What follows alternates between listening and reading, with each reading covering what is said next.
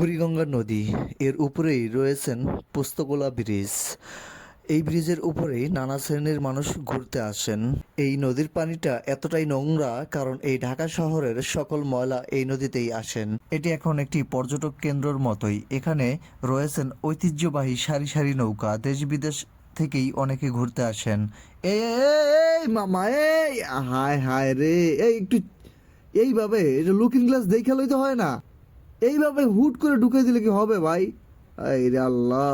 বেশিরভাগ সিএনজির looking glass থাকে ভিতরে। ড্রাইভিং সিটে বসে লুকিং গ্লাস দিয়ে ওনার যাত্রী ছাড়া আমার মনে হয় না অন্য কিছু এরকম দেখা যায়। বেশিরভাগ ড্রাইভাররা ট্রাফিক রুলস জানেনই না, তিনি তার মন করা মতনই গাড়ি চালান।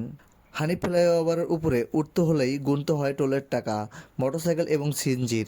এটি কর্তৃপক্ষের একটি ভালো সিদ্ধান্ত ছিল, এতে করে হানি ফ্লাইওভার উপরের জ্যামটি অনেকটাই কমে যায়।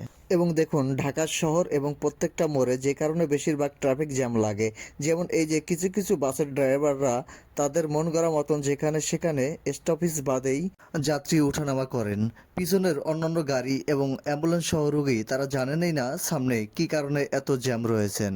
তবে মাঝে মধ্যে দেখা যায় ঢাকা শহরে নিয়ম হয় যেখানে সেখানে যাত্রী ওঠানামা করা যাবে না, বাস স্টপ ছাড়া কোথাও বাস থামানো যাবে না এবং গেট লগেরও সিস্টেম দেখা যায়।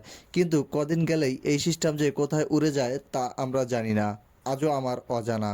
আইনকে যদি আমরা সম্মান না দিয়ে ধরে না রাখতে পারি তাহলে সেই আইন পাশ করারই বা কী দরকার? আপনারা আরও জানেন এই হানি ফ্লাইওভারের উপরে বিভিন্ন ধরনের যানবাহন দাঁড় করিয়ে যাত্রী ওঠানামা করে, এতে করে প্রচুর পরিমাণের জ্যাম সৃষ্টি হয়, এছাড়াও দুর্ঘটনা ঘটে। আপনারা জানেন সারা বাংলাদেশের এই ঢাকা শহরে সবচেয়ে গুরুত্বপূর্ণ হসপিটাল ঢাকা মেডিকেল কলেজ। ফ্লাইওভারের উপরে যে পরিমাণের স্পেস রয়েছে তাতে করে দুটি লাইন গাড়ি খুব ভালোভাবে যেতে পারে, মাঝখান দিয়ে তারপর অনেকটা ফাঁকা জায়গা থাকে, সেখান দিয়ে মোটরসাইকেল যেতে পারে। তবুও কিছু শ্রেণীর ড্রাইভার এই রাস্তাটি আটকে রাখে। তবে আমি যেটি সবচেয়ে গুরুত্বপূর্ণ মনে করতেছি, মানুষের প্রাণ বাঁচানোর জন্য যে কোনো একটি সাইড যদি কিছুটা ফাঁকা রাখে অ্যাম্বুলেন্স যাওয়ার জন্য, কিছু কিছু জায়গায় ব্রিজের জায়গাটি খুবই চাপা, সেক্ষেত্রে আমাদের অন্যান্য যেই যানবাহনগুলো থাকবে তারা যদি একটু সহানুভূতি দেখায়, সেক্ষেত্রে অ্যাম্বুলেন্স এবং জরুরি প্রয়োজনীয় গাড়িগুলা এবং প্রশাসনের গাড়িগুলা খুব দ্রুত তাদের গন্তব্য স্থানে পৌঁছাতে পারে, এতে করে অনেক মানুষের প্রাণ বেঁচে যেতে পারে। আপনাদের মতামত কমেন্ট করে শেয়ার করুন। ভালো থাকবেন, সুস্থ থাকবেন, আল্লাহ হাফেজ। আবার দেখা হবে নেক্সট কোনো ভিডিওতে।